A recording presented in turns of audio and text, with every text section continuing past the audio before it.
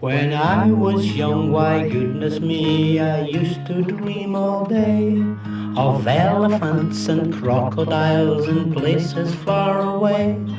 But of all things weird and wonderful, it's very strange but true. Although I love my teddy bear, I like monsters too.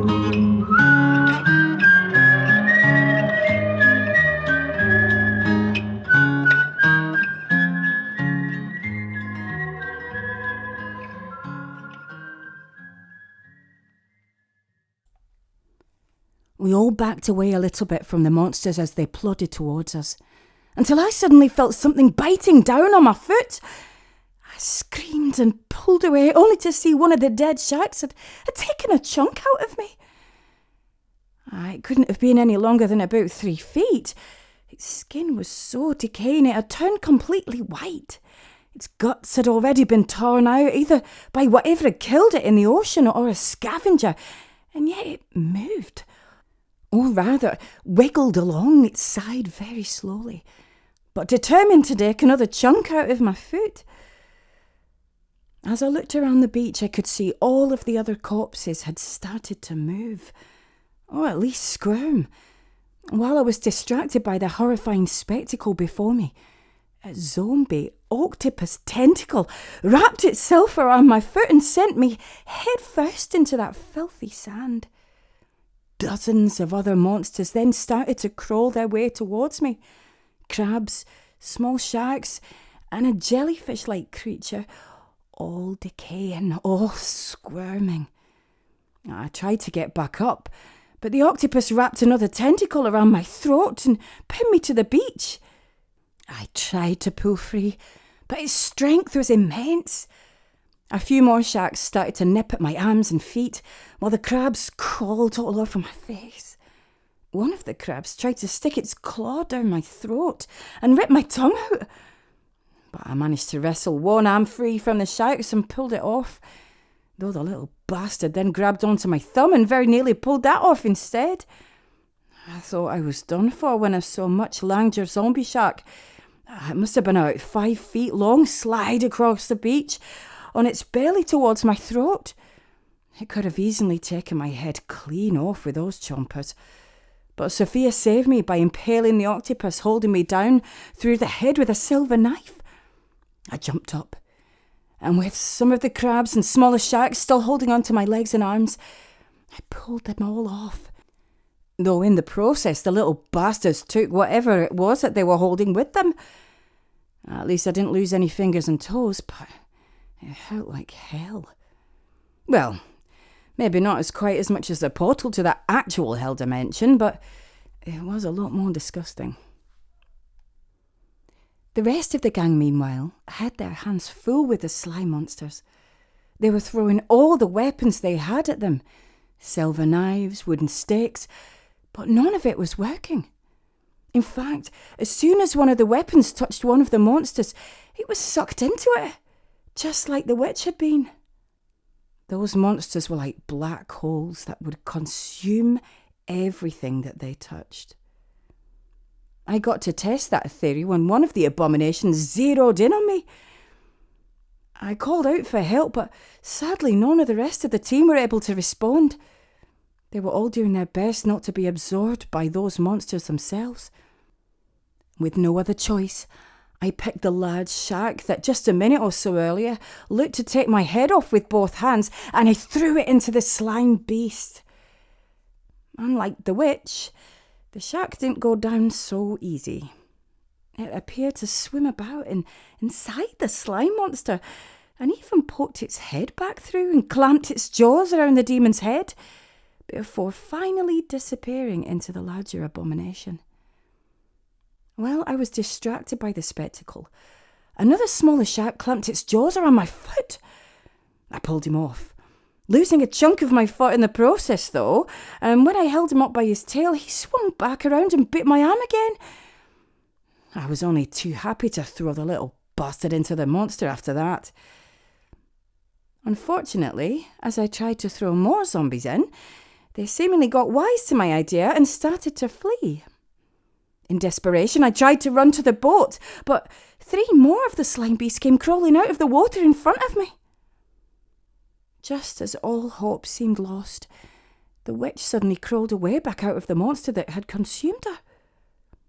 She had managed to absorb parts of the creature into herself, creating a temporary but extremely frail body. That wasn't her plan all along. These monsters, as she later explained, belonged to a group of ocean-dwelling demons who were normally her servants. She used them and the zombies on the beach to guard her island and prevent any souls from escaping her hell. However, she'd been trapped in that dimension for so long, the beasts had difficulty telling her apart from any random prisoner. She still had, at least, turned the tables on the monster that ate her and drained it of its life force, leaving it nothing more than a puddle of green sludge on the beach.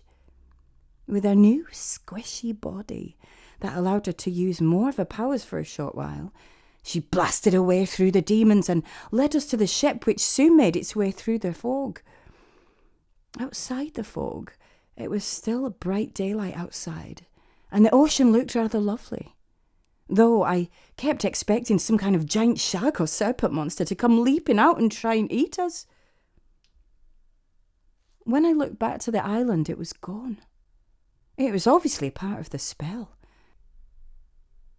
The witch said that no one she didn't want could enter the island, though apparently the spell wasn't foolproof. And sometimes ships would inadvertently pass through the force field and end up on that godforsaken monster beach. I can only shudder to think of the poor sailors who stumbled into that hellhole unaware. The witch, meanwhile, spent the whole journey trying to keep her new body together. For the most part, she looked normal, but her skin did start dripping in certain places. Now, this is only temporary. When we get back to my castle, I'll have a new body in. Before she could finish, Sophia slapped cuffs around her, which bore a strange symbol that was designed to hold ghosts and would keep her trapped in her body. Fortunately for us, as a spectre, she didn't have enough power to break them. What? What treachery is this? The witch said, yelling so loudly that her whole neck began to sag until she put it back into place. This is to make sure you don't go off half-cocked trying to take down the Blue Devil's minions. We don't know how many of them there are or how powerful they are, O'Brien explained. I can reach my castle in no time. At full power I can blast those puny bloodsuckers away to nothing, the witch protested. Well, last time you lost badly to them, hence why they push you back to that godforsaken island. Besides, we don't like you anyway, O'Brien said before walking away. The witch stopped the boat in its tracks, as it had been powered by a spell of hers. But fortunately, Sophia, O'Brien and the others did not back down, and after a few minutes the witch gave in and started up the boat again. She simply had no choice, and the longer she waited in an unstable body, the bigger the danger that it would collapse. And she was barely struggling to keep her spirit without a body from falling back into that hell. She gave in to their demands for now, but it was adamant that she would easily escape from them soon. Eventually, we reached Port Patrick. The Scathach organisation had always had a special room reserved in the hotel overlooking the bay, and we could use it until their reinforcements arrived. I love Port Patrick personally, but sadly I was given the task of babysitting the witch. Sophia rightfully felt the vampires would be able to track the witch's presence and would be here soon. Fortunately, the room, at least Sophia assured me, was warded against vampires. The entire grounds of the hotel were, in fact. Still, that didn't mean the vampires wouldn't try and cause havoc in Port Patrick to draw us out, and Sophia wanted us to be ready for them. Unfortunately, however, the vampires sent one of their strongest minions to attack Port Patrick. A white wolverine. Now, this beast was the offspring of 2 werewolves, born when the female was in wolf form. They looked like 9-foot-tall bipedal wolves with snow-white fur and a more twisted, demonic, but still human face. They were completely devoid of any humanity in terms of personality. They were savage, vicious animals who killed without reason. According to Sophia, they were also still capable of taking a kind of perverse pleasure in torturing their victims. And they were also fiercely loyal to vampires. Contrary to what many of us have been told in the media, vampires and werewolves are not sworn enemies. In fact, ironically, werewolves are among the few species that vampires don't instantly view as trash or food. This is because the creator of the werewolf race was a loyal follower of the Castron, the father of the vampires, creating a bond between them. While some werewolves who'd retain their humanity do have a problem working with vampires, well, because they're homicidal bastards, wolfrons who have no humanity at all make the perfect pets and foot soldiers for vamps. I was lucky enough to be spared an encounter with the wolfron, at least here at first. The vamps let loose on Portpatrick in another display of how bold they were becoming. O'Brien and Sophia instantly rushed down to the village to try and help, whilst James and Elizabeth searched any nearby areas for vampires. Sophia told me that going in, they knew they couldn't prevent any casualties. The best these 2 professional monster hunters could hope for would be to try and distract the wolf demon and lure it away from the village. They certainly couldn't kill it. Only decapitation or fire could destroy a wolfron, and it would take a lot of fire to do that. Whilst their flesh can only be pierced with a weapon made of silver or the claws of the strongest earthly demons. The wolfron had already killed about 6 people before the hunters arrived. Every time the mass of fleeing people tried to escape one way, the wolf would descend and chase them back the way they came. Sadly, when Sophia and O'Brien arrived, it didn't make much difference. Even though they had silver bullets, the monster was a lot faster than its 900-pound body would suggest, and they weren't able to land a hit on it. The monster enjoyed toying with them, and all of its victims, by swooping down and picking them off slowly. The first 2 it killed in front of Sophia and O'Brien were a young couple. It stabbed its claw hands through their spines, breaking them in half, and then lifted their corpses up and used them as shields to protect from Sophia and O'Brien's barrage of bullets before fleeing. Less than a minute later, the monster's next victim was an old man that struggled to try and get into a nearby cafe through the crowd, hoping he'd be safe indoors. The wolf, however, grabbed him from above just as he reached the entrance and took him to the top of the cafe, where it ripped him apart in front of the whole village, before throwing several pieces into the panicking crowd, all of which it did while easily dodging its enemy's bullets. Its next victim, meanwhile, a young woman who was closer to the bay. It jumped 70 feet towards and clamped its jaws around her entire head, which it then crushed to a pulp. It then landed on a crowd of young teenagers, about 5 or so of them, who it completely tore to pieces. Arms and legs and other body parts just flew into the crowd, and the hunters before the beast again seemingly vanished into the sky. O'Brien and Sophia stayed close together. I mean really close together, like back to back, as the monster continued to toy with them. Sadly, however, the beast still managed to catch them unaware and knock both monster busters to the ground. Fortunately, however, O'Brien, who held on to his gun, was able to fire 6 rounds of silver bullets into the wolfron's chest as it lunged towards him. It didn't kill the monster, but it was enough to make it shriek in pain and stop for a few seconds, after which Sophia shot another 5 or so rounds into the beast. Not used to pain of any kind, the wolf monster fled. But just before it did, It grabbed hold of a civilian named Jonathan, holding him up as a shield to the hunters who held their fire. The monster then ran its claws down its chest before seemingly vanishing.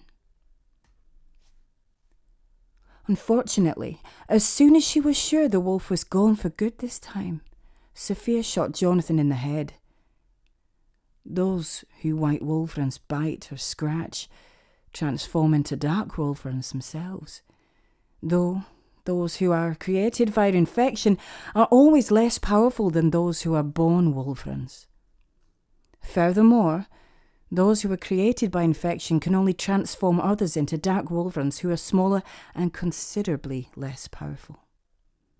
Still, either way, there was no cure for this strain of the poison of lycanthropy, and unlike other breeds of werewolf, when a person becomes a wolverine, they remain the wolf all of the time. Jonathan wouldn't have died anyway, and Sophia couldn't take any chances. Like many demonic infections, including vampirism, the lycanthropy can be unpredictable in how long it takes to infect its victim. Sometimes it can be days, though it's always within a week. Other times it can be hours, and sometimes there have been cases with people changing within only a few minutes. Sophia couldn't let any more of these creatures loose in Portpatrick. Sadly, however, and not surprisingly, the rest of the locals who witnessed the gruesome sight didn't see it that way, and they instantly surrounded both Sophia and O'Brien. Since their explanation probably wouldn't have been believed, even with what they saw. O'Brien fired his guns into the sky, scattering the crowd. Unfortunately, however, they couldn't make it back to the hotel as the police soon cut them off, and with nowhere to go, Sophia and O'Brien were forced to jump into the harbour and swim to safety. This had been part of the vampires' plan, however. They had ordered their dog not to only attack a crowded area to draw any hunters out, but to infect someone, knowing that even if the wolf didn't get all of the hunters, the survivors would be forced to kill the infected in public. Whilst the bloodsuckers may have been acting more boldly than ever before, at the same time they hadn't lost any of their craftiness either. Meanwhile, back at the hotel, I did my best to try and strike up a conversation with my captive. Though, to be honest, in a way we were both captives.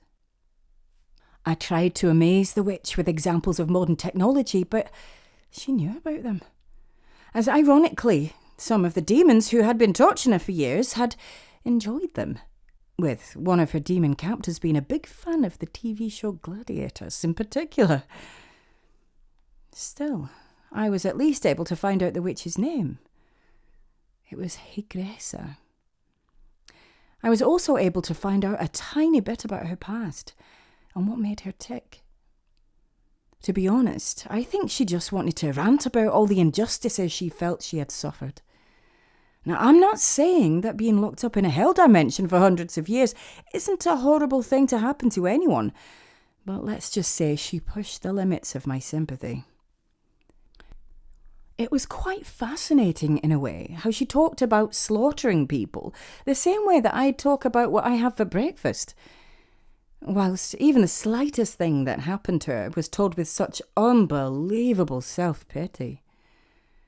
Apparently, she was once the Roman Empire's leading expert on black magic, and had even helped design weapons used in the Trajan Wars. She was also responsible for casting one of the blackest spells over Scotland as a revenge for it resisting Roman rule. Her spell was so strong that it nearly dragged the country into a hell dimension. This action horrified the Emperor Hadrian, who had succeeded Trajan, and who had made a concentrated effort to conquer Scotland, not just for the good of the empire, but to take care of the supernatural creatures who had made it their home. Higressa's actions were designed to take us and the demons completely out in one blast. I guess, however, she overestimated her sway over the emperor, and the fact that she had committed this war crime had failed to eliminate Rome's enemies at the same time, well, either Scots or demons, just made the members of the Senate who'd secretly backed her betray the witch. She was ironically forced to Scotland to escape. She lost everything. Her family, her coven, who she was forced to abandon, or who betrayed her. She had genuinely believed the empire for all of her then 300-year-old life, and to be cast out from it and erased from its official history was the hardest blow of all. Even more than the torture that she endured in that prison. At least that's what she told me. It amused me to no end the way she kept talking about how if only her spell had worked and Scotland, my country, had been reduced to an uninhabitable rock, then it wouldn't have gone so badly. I almost felt like shouting to the vampires, "She's here! Promise you'll hurt her real bad!"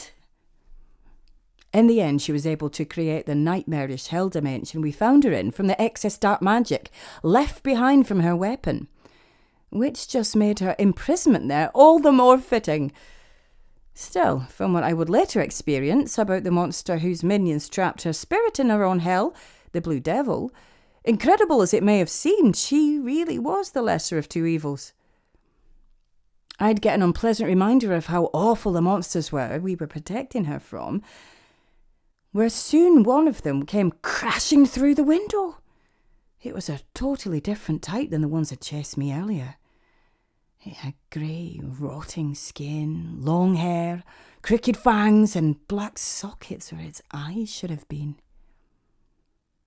Despite, not having any eyes to see us very well, it charged for us. Unfortunately, Aggressor couldn't use her magics to fight it off, as they were all being used to hold her together. Instead, she pushed me into the vampire's arms and ran like hell out of the room. And to think I let her moan on for ages about how hard it was that she failed to carry out a genocide of my people. The vampire, luckily for me, just tossed me inside and went after its main target. It took me a few seconds to work up the courage to follow it, and when I did, I'd hoped that it would be so fast that I wouldn't be able to catch up to it. At least this way I wouldn't look as cowardly as I actually was, I thought. I picked up a stick, even if I wasn't sure that it was lethal to this breed, as well as a gun, and loaded it with silver bullets that had crosses carved into them and headed out down the hallway. Surprisingly, no one else had been alerted from their rooms by the noise, though downstairs I heard some woman screaming as the melting woman and the vampire pushed past people in the lobby. When I got outside, however, I could see the vampire and the witch facing each other. Her body was already beginning to break off into bits of slime on the floor. But the vampire, at least, seemed to tread more carefully, in case she had any more tricks left.